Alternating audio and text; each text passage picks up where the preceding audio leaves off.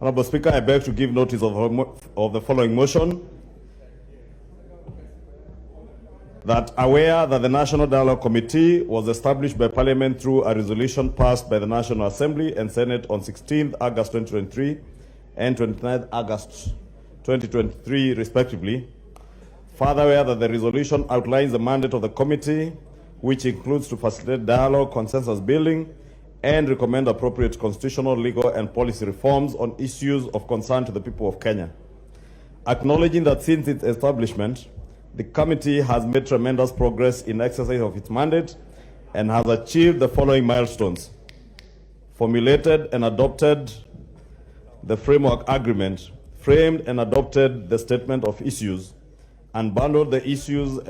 You're causing disturbance, Majority Whip. Please protect me from the Majority Whip. Majority Whip, take your seat. And desist from engaging Honorable Bowen can go. Thank you, Honorable Speaker, for the protection. Honorable Speaker, if you allow me to take that again, acknowledging that since its establishment, the committee has made tremendous progress in exercise of its mandate and has achieved the following milestones: formulated and adopted the framework agreement, framed and adopted the statement of issues, unbundled the issues and agreed on prioritization of issues, harmonized the unbundled issues, conducted public participation and stakeholder engagements in line with the requirements of Article 10 of the Constitution, and examine and analyze the memoranda that were received from the public and stakeholder submissions. Further, cognizant that the committee is presently in the process of considering the issues for negotiations and recommending appropriate constitutional, legal, and policy reforms on each of the framed issues, which are electoral justice and related matters, outstanding constitutional matters, fidelity to political parties through coalitions, and the law on multi-party democracy, entrenching the National Government Constituency Development Fund, National Government Affirmative Action Fund, and the Senate Oversight Fund into the Constitution,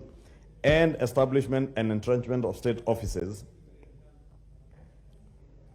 Conscious